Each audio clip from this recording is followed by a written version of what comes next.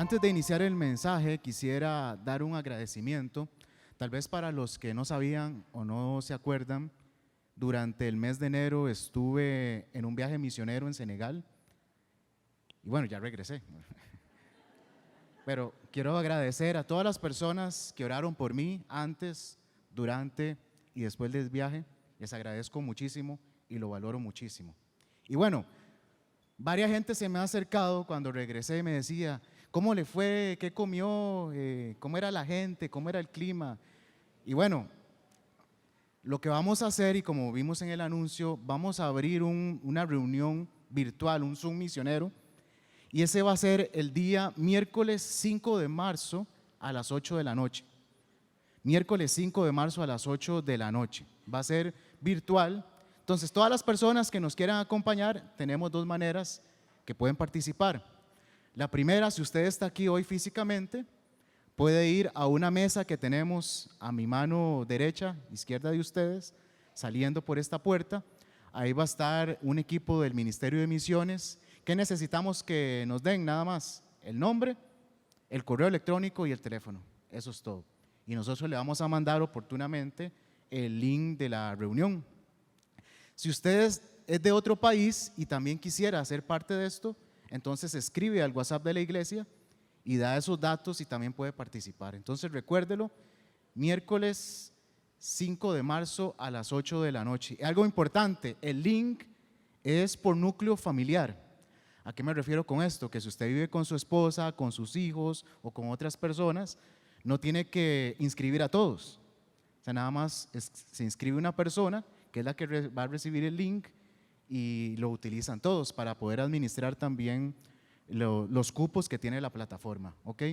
Cualquier duda, ahí va a estar el equipo atrás. Espero que nos puedan acompañar.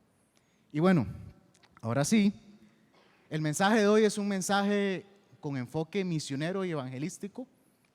Espero que les sea de edificación y le hemos puesto evangelismo en 3D. Evangelismo en 3D. Yo sé que ustedes son muy santos y no van al cine, pero los pecadores como yo que a veces vamos, hay películas que son en 3D y uno le pone unos anteojos especiales y es toda una experiencia. Uno siente que la nave espacial la tiene aquí. Pero bueno, no se trata de eso. No se trata de eso. Se trata de una experiencia incluso más emocionante y más significativa que ir a ver una película en 3D. Porque creo que una de las experiencias más importantes, más significativas y que más pueden marcar nuestra vida como cristianos es la de compartir el evangelio con otros. Eso es de las experiencias más emocionantes, más significativas y que más marcan nuestra vida. Amén.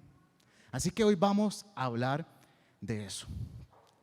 Este mensaje se compone de varias cosas. Bueno, el título está basado en un libro que ahora les voy a compartir, que me leí hace como 5 años y que me marcó mucho. También del estudio que hice en la Biblia de ese libro y de las experiencias que he tenido en algunos lugares viendo y aplicando todo esto. Así que espero que sea de mucha edificación, de aprendizaje, y lo más importante para mí hoy es de que cuando usted salga de aquí, al final del mensaje, usted salga con esa motivación, esa inspiración, esas ganas de compartir el evangelio con otras personas. Amén. Muy bien, ¿están listos? Vamos.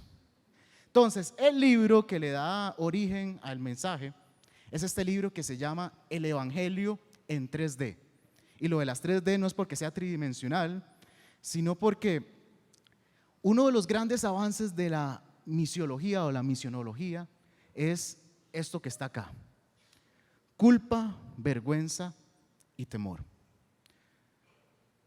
Como ustedes saben, por ejemplo, en medicina general está la medicina general y también están las especialidades, por ejemplo, ginecología, hematología, cardiología. En teología es un poco parecido. Está la teología general, donde se estudia el Antiguo, el Nuevo Testamento, las doctrinas, pero hay especialidades. Por ejemplo, la escatología es la gente que se especializa ya en el estudio del final de los tiempos. Pero también está la misionología, que es la especialidad que estudia la misión de Dios en la Biblia, que también se nutre de la historia y que también se nutre de la antropología cultural. Entonces, esto que está acá es como el resultado de eso. Ahora, ¿de dónde viene esto? Este pasaje es muy importante. Es una de las bases bíblicas de la misión. Dice, por tanto, id y haced discípulos a todas las naciones, bautizándolos en el nombre del Padre, y del Hijo, y del Espíritu Santo, enseñándoles que guarden todas las cosas que os he mandado, y aquí yo estoy con vosotros todos los días, hasta el fin del mundo.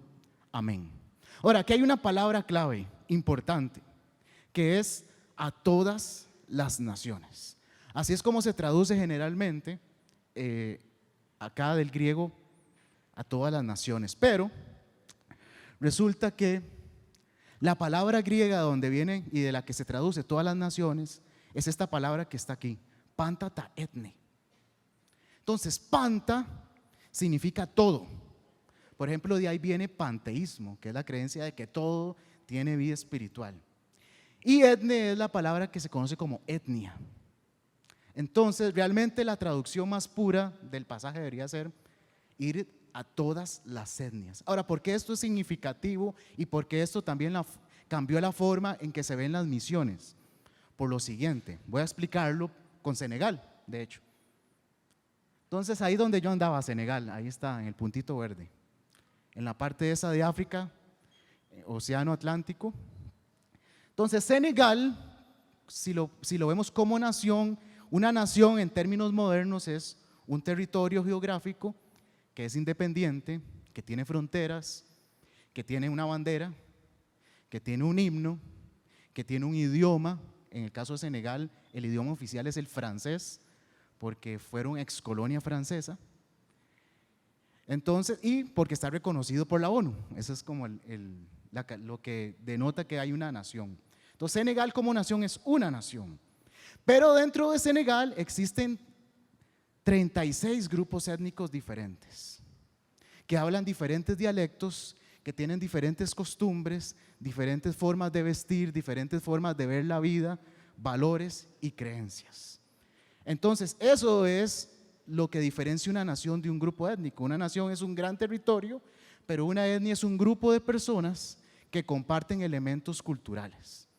Entonces, por ejemplo, en Senegal, por ejemplo, aunque el francés es el idioma oficial, pero lo que más se habla es uno de los dialectos de una de las etnias, que es el Wolof. Entonces, el Wolof es como el idioma del pueblo. Y de hecho uno va a muchos lugares, muchas aldeas, y hay gente que no habla francés, lo que habla es Wolof, es el idioma de su corazón, el idioma de su etnia. Es igual aquí en Costa Rica, nosotros somos una nación, pero nosotros también tenemos etnias. Los bribrís, los cabécar, son etnias, los pueblos indígenas autóctonos de nuestro territorio.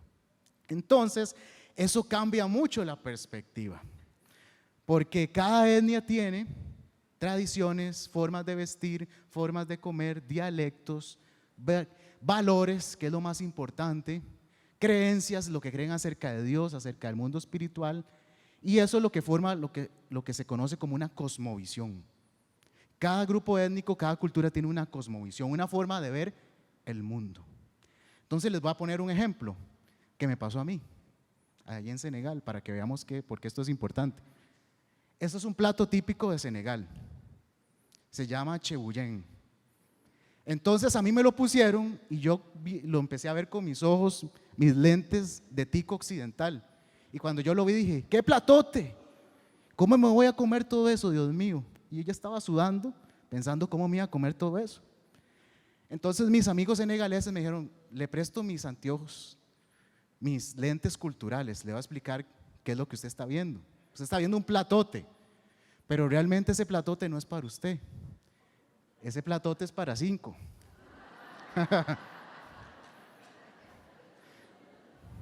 Entonces, vean cómo la visión cultural nos puede hacer ver cosas diferentes. Porque nosotros estamos acostumbrados a que tenemos nuestro platito, que comemos con cuchara, ellos comen con la mano, ¿verdad? Entonces, por ejemplo, ahí estoy yo, estoy con unos misioneros chilenos y estamos en la casa de un senegalés musulmán. Vieran qué experiencia eso. Entonces, eso hace que las etnias sean diferentes.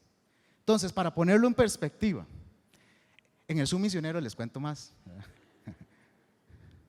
Entonces, para ponerlo en perspectiva, esto es lo que hace cuando entendemos la diferencia entre nación y etnia. Entonces, por ejemplo, vemos un poco más de sentido a este pasaje.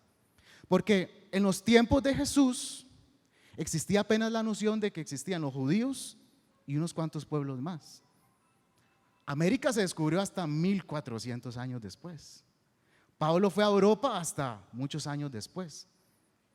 Entonces, no existía esa noción. Pero Juan, que vivía en esos tiempos, él tiene una visión del futuro, una visión del final de los tiempos, y ve un montón de gente que probablemente nunca había visto en su vida, de diferentes razas, culturas, y eso es lo que él plasma, que dice: después de esto miré, y aquí una gran multitud, la cual nadie podía contar, de todas naciones y tribus y pueblos y lenguas. Tal vez él no sabía quiénes eran los senegaleses, pero ahí estaban.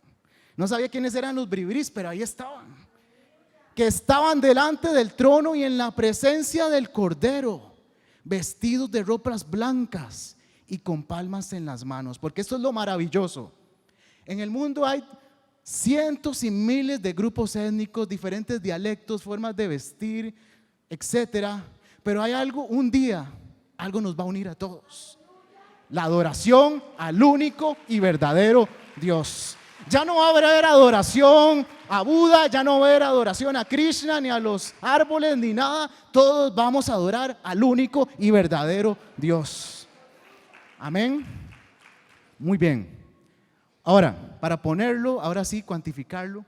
Entonces, en el mundo, para que lo veamos, en el mundo hay 194 países oficiales, pero etnias, grupos étnicos, hay 17.289.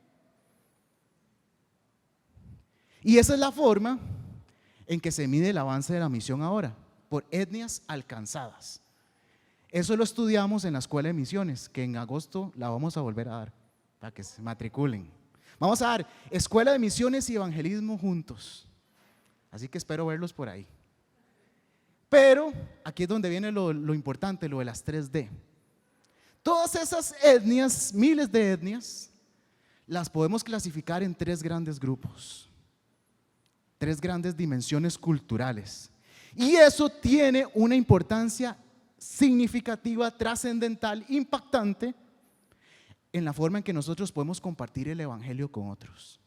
Así que usted va a salir hoy con unas herramientas evangelísticas que usted puede aplicar hoy, y eso va a ser emocionante.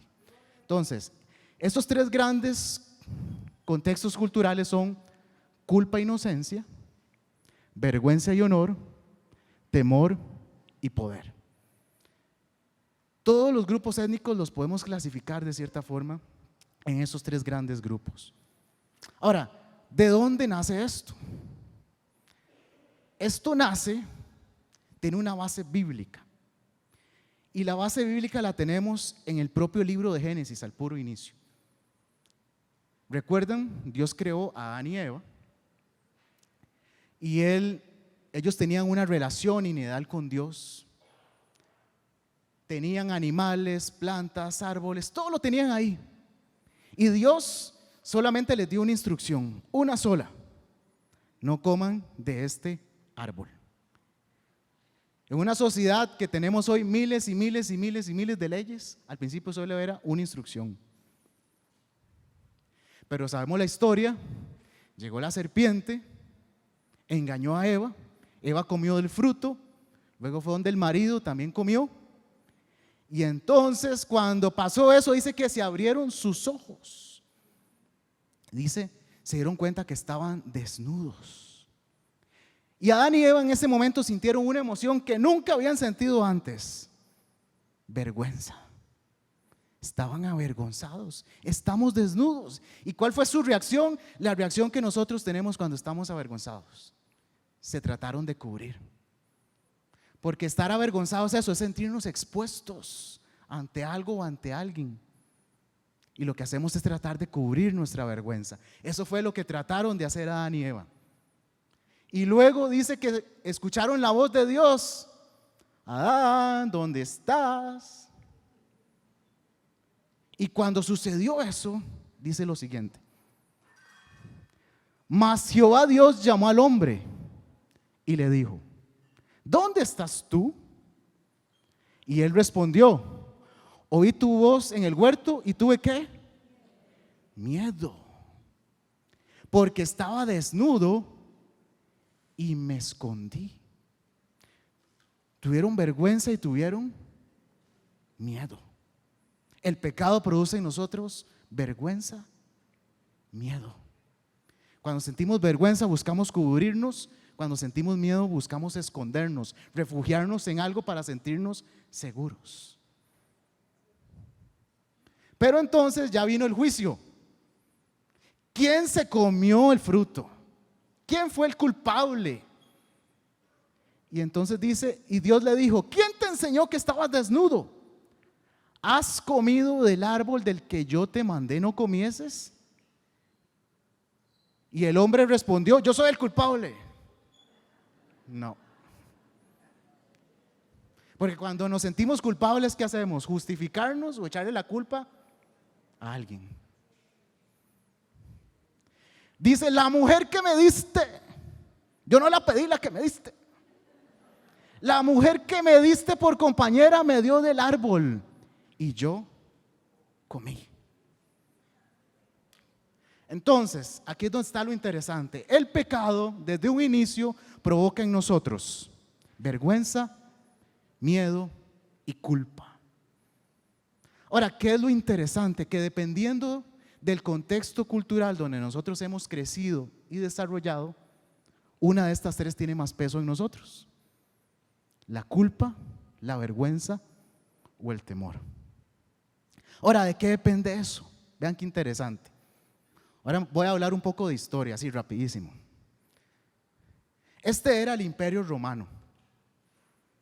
Entonces, el Imperio Romano era un gran imperio en su momento, pero uno de los puntos decisivos en la historia del Imperio Romano fue cuando se dividió en dos: Imperio de Occidente, donde la capital era Roma, e Imperio de Oriente, donde la capital era Constantinopla.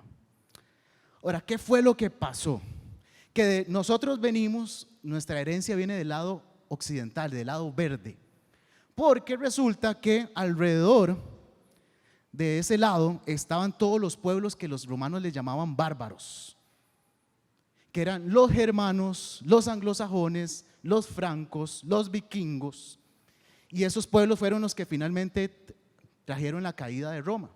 Ahora, ¿qué es lo interesante? Que todos esos pueblos bárbaros fueron los que formaron las naciones de Europa occidental. Los francos, Francia. Ils parlaient français. Los germanos, Alemania. Los anglos, Inglaterra, speak English.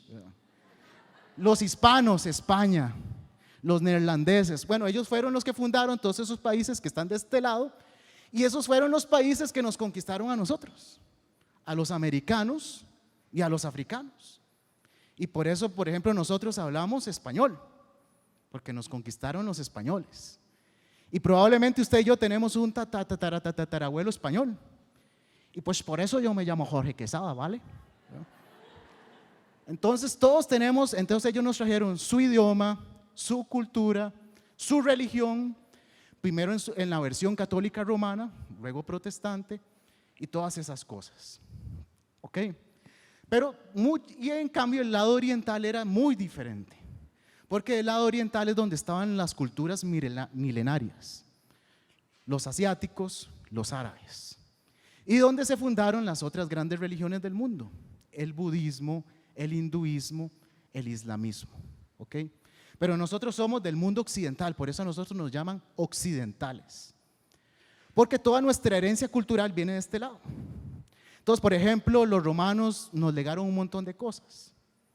Nos legaron, por ejemplo, las calles, los sistemas de pavimentación, los sistemas pluviales, los baños, como son los inodoros ahora, eso viene de Roma. La organización, por ejemplo, cuando la mayoría de nuestros países tienen congreso o asamblea legislativa, todo eso viene del Senado romano, toda es herencia de Roma, el calendario, los días de la semana, pero tal vez el elemento más importante que nos legaron los romanos es la ley, el derecho romano. Todos los sistemas jurídicos del mundo occidental están basados en el derecho romano. De hecho, todavía hay muchos términos legales que son en latín, como habeas corpus, por ejemplo. Entonces, ¿qué es el asunto? Que nuestras sociedades se crearon, se desarrollaron con base en leyes. Y todos nosotros nos regimos por leyes. ¿Por qué eso es importante? Como somos sociedades de leyes, de derecho, lo que más peso tiene en nosotros es la culpa. La culpa. Entonces, los que tienen más peso en la culpa por el pecado somos las sociedades individualistas, en su mayoría occidentales, donde quien desobedece una ley es culpable y busca justicia o perdón para rectificar. Entonces, pongo un ejemplo. Si yo le digo a usted, sigue esa instrucción, probablemente usted como occidental, si le da la gana me hace caso y si no, no me hace caso. Porque la palabra instrucción no significa poco o nada para nosotros. Pero si yo le digo, haga eso porque es una ley, si no va a la cárcel. Ahí sí va, no he terminado yo, ya lo está haciendo. Porque la ley tiene mucho peso en nosotros, la palabra ley. Vea por ejemplo Torah. La traducción, digamos, más pura de Torah es instrucción o enseñanza. Pero eso para nosotros no significa poco. ¿Cuál es la traducción que tiene más peso para nosotros de Torah? Ley. La ley de Dios. Eso sí tiene peso en nosotros. Por eso es que la culpa, y si usted en algún momento hizo esto, se acordará. Yo todos los viernes, para poder jugar fútbol, tenía que ir a confesarme en el colegio que estaba. Y siempre tenía todos los viernes, por mi culpa, por mi gran culpa. Ya puedo ir a jugar fútbol. Entonces, no es de sorprender, por ejemplo, que la herramienta evangelística más utilizada en el mundo occidental, en las iglesias, sea esta, que se llamaba las 4 verdades espirituales, pues se terminó llamando las 4 leyes espirituales. La herramienta con la cual muchos nos enseñaron a compartir el evangelio, con panfletitos o con tarjetitas. Las 4 leyes. Los libros, por ejemplo Maxwell, que es el máximo exponente de liderazgo. ¿Cómo se llama el libro más famoso de John Maxwell? Las 21 leyes irrefutables de liderazgo. Ley. Porque la culpa, entonces, Pablo entendía esto. Vean qué interesante. Pablo, sin tener toda esta teoría y todo eso, Pablo lo entendía. Por ejemplo, Pablo le escribió a los cristianos en Roma. ¿Y dónde es que está condensada la mayoría de la doctrina de la justificación? En el libro de Romanos. Porque ellos entendían, como ellos vivían en una sociedad de leyes, de derechos, cuando Pablo les habló de la salvación en términos legales, les tocó el corazón, porque lo entendían muy bien. Y entonces Pablo les dijo: justificados pues por la fe, tenemos paz para con Dios por medio de nuestro Señor Jesucristo. Éramos culpables, merecíamos el castigo por ser culpables, pero por la fe en Cristo hemos sido justificados. Podemos presentarnos ante Él como inocentes. Alaba el nombre del Señor. Démosle un aplauso al Señor. Ahora, esto es en el mundo occidental. El mundo oriental es otro mundo. El otro mundo. El del otro lado. Entonces ahí es donde impera la vergüenza y el honor. No es que no haya leyes, pero la sociedad se desarrolla con base en el concepto de honor y vergüenza. Entonces, como dice aquí, son culturas colectivas. La gente vive en comunidad, y eso yo lo vi por ejemplo en Senegal. La gente hace todo en grupo, hasta come en grupo. viven en grupo, todo lo hacen en grupo. Porque como dice acá, donde la gente avergonzada por no cumplir las expectativas del grupo, busca restaurar el honor. Es decir, para una persona que vive en estos países, tener honra de su familia y de sus amigos es lo más importante. Si ellos tienen eso, ellos están bien, ellos se sienten bien. Pero lo peor que les puede pasar es sentir vergüenza. Entonces son países donde, por ejemplo los japoneses, todo el tema de los saludos, inclinarse, son países donde se honra mucho la autoridad, donde se honra mucho a los maestros, a los ancianos, al señor Miyagi. No. Entonces existe toda esa cultura de honor.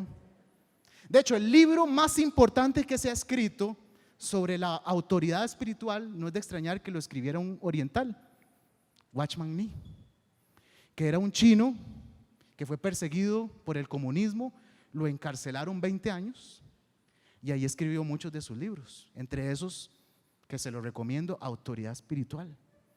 Porque para ellos el tema del honor ya es algo que lo tienen, y el honrar a Dios es todavía más importante cuando conocen a Dios. Ellos automáticamente, usted no les tiene que enseñar eso, ellos ya lo hacen porque está en su cultura. Aquí vemos, por ejemplo, un árabe, un musulmán, inclinándose en una de sus 5 oraciones. Que verán el susto el primer día que yo estuve allá. Yo estaba durmiendo y un pronto a otro como a las 5 de la mañana. Padre, el llamado a la oración, casi me muero.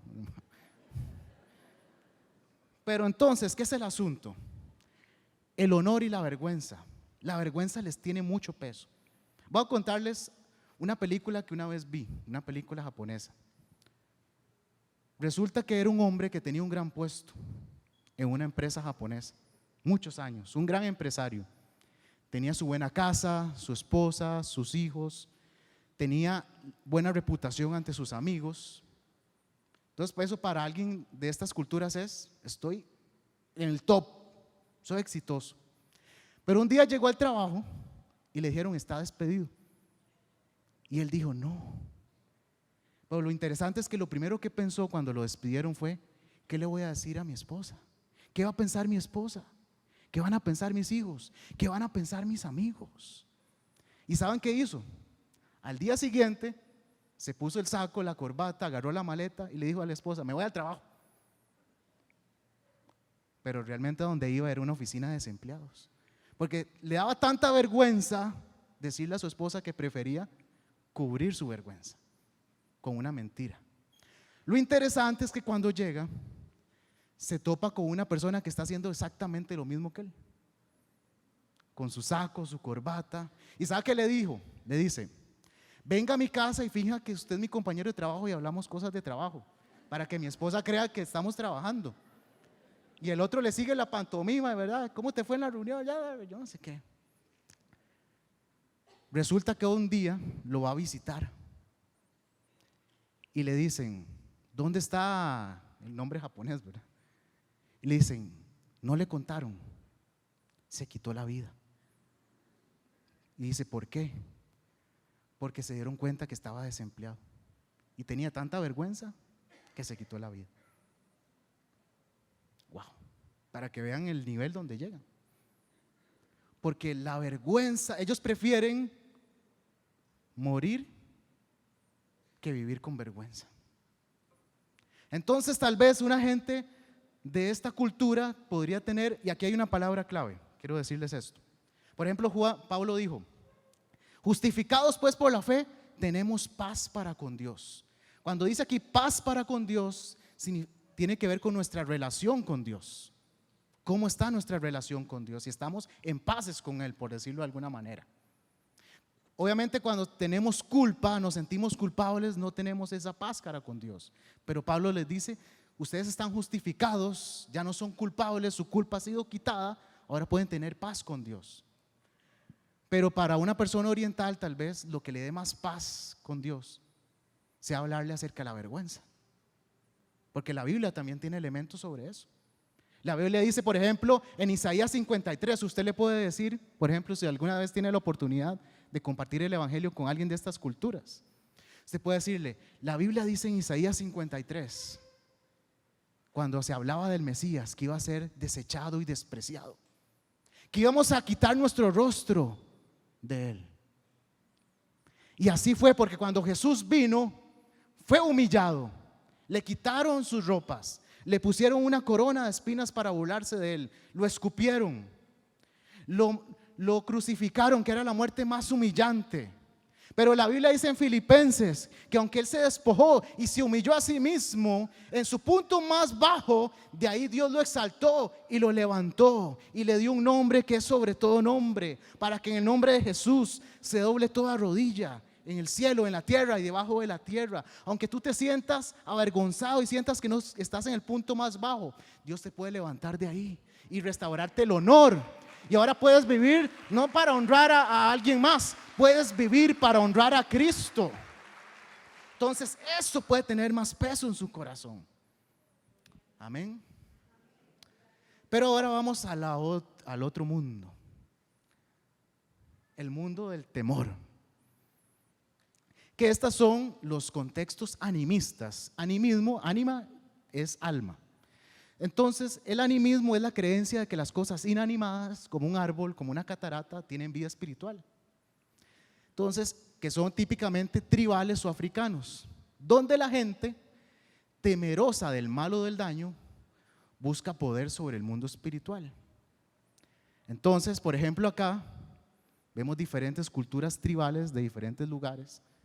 Todo eso que están usando no son adornos, son amuletos, porque ellos buscan protegerse del mundo espiritual. Entonces se refugian en los amuletos, en los brujos, en los hechiceros, en los líderes religiosos, buscando protección, porque siempre todo está en alerta espiritual siempre. Por ejemplo, nosotros una vez, hace como 6 años, fuimos a Ecuador, al Amazonas. Entonces, por ejemplo, había uno de estos indígenas de ahí, íbamos caminando con él y escuchó un pájaro y se asustó. Y nosotros, ¿y por qué se asusta? Porque cuando escuchamos más bien nosotros un pajarito, qué bonito, un pajarito. Y él está asustado y dice, ¿por qué? Porque nosotros creemos que cuando un pájaro canta es porque algo malo pasó en la aldea. Y estaba asustado realmente.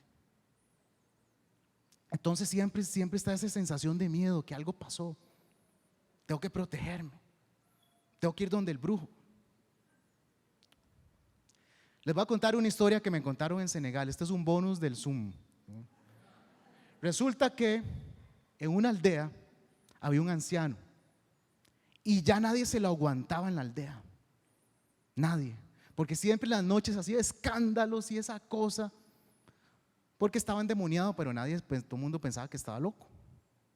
Y un día lo llamó el líder religioso, porque todas las aldeas tienen un líder musulmán religioso, y le dijo, venga,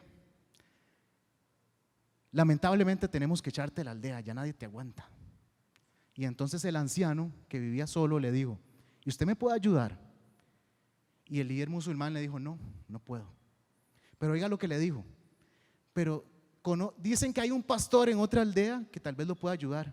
Oiga, un musulmán recomendando un pastor. No. Y entonces dice que el anciano caminó y caminó y caminó y caminó y caminó y caminó no sé cuántos kilómetros, llegó así y dice, ¿dónde está el pastor? Ya el pastor lo recibe, oran por él, y cuando se devuelve a la aldea fue como cuando los gadarenos vieron al endemoniado libre y dijeron, ¿quién es este? Todo el mundo, usted es el que no nos deja dormir. Sí, ¿qué le pasó? Dice, un pastor oró por mí y aquí estoy. ¿Y sabe qué dijeron? Queremos una iglesia aquí. Alaba el nombre de Señor. Queremos una iglesia aquí. Porque en este tipo de pueblos tribales, como dijo Pablo a los tesalonicenses, ahora que estamos hablando estamos estudiando Tesalonicenses. Pablo le dijo a los tesalonicenses, porque nuestro evangelio no vino solamente a vosotros en palabras, sino también en poder, en el Espíritu Santo. Cuando ellos ven el poder de Dios, entonces ahí usted les enseña y les enseña y les enseña. Amén. Muy bien. Ahora, hay un pasaje que para mí es impactante porque es el que engloba todo esto que acabamos de ver. Y está en Colosenses 2:13. Porque hay algo que tengo que decirles. El sacrificio de Cristo fue único, perfecto, suficiente y completo. Único, perfecto, suficiente y completo. Porque dice, Él anuló el acta con los cargos que había contra nosotros, lo que nos hacía culpables por el pecado. Dice, donde decía toda nuestra lista de pecados, nuestra hoja de delincuencia espiritual. Dice que Él la quitó, la borró y la clavó en la cruz. Ya no somos culpables. Dice, y la eliminó clavándola en la cruz. Dice, de esa manera desarmó a los gobernantes y a las autoridades espirituales. Ya nada que el diablo quería hacer contra ti te puede hacer daño, porque le desarmaron. El infierno no tiene poder contra ti. Fue desarmado. Y dice, los avergonzó públicamente con su victoria sobre ellos en la cruz. El diablo te quería avergonzar, pero el avergonzado fue Él. Porque dicen que los pueblos antes, cuando conquistaban a otro pueblo, los hacían desfilar para humillarlos, para avergonzarlos. Pero así fue como hizo Jesús. Él los avergonzó. Así que ya no tienes que sentir culpa, ya no tienes que sentir vergüenza, ya no tienes que sentir temor. La obra en la cruz fue completa y suficiente para nosotros. Amén. ¿Qué tal si nos ponemos de pie?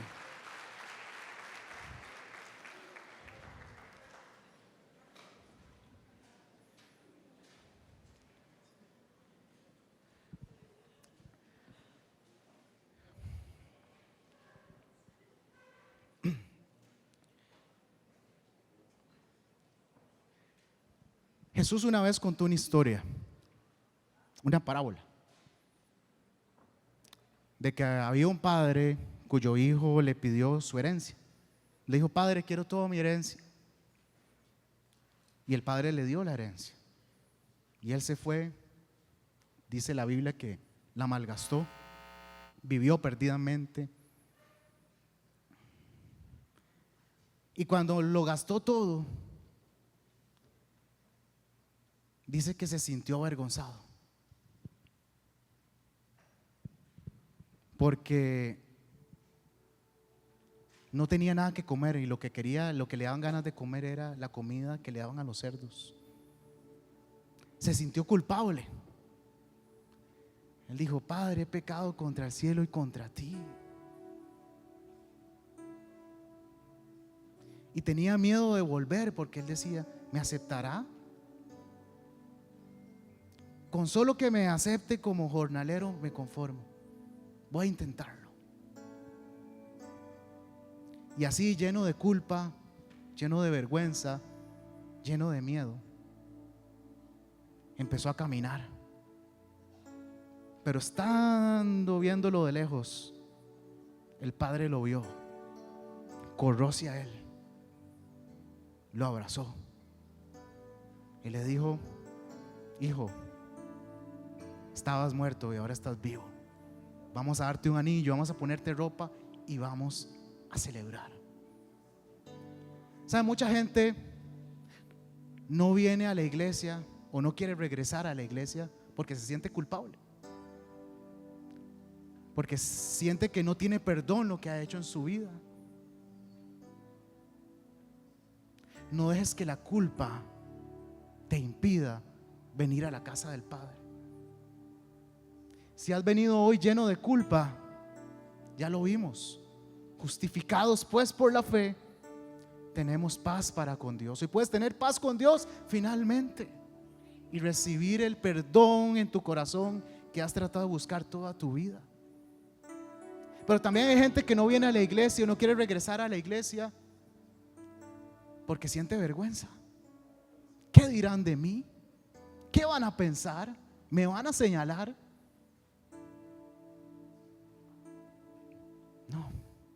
No dejes que la vergüenza te impida. venir a los brazos del Padre. Él no te va a juzgar, Él no te va a señalar, Él te va a abrazar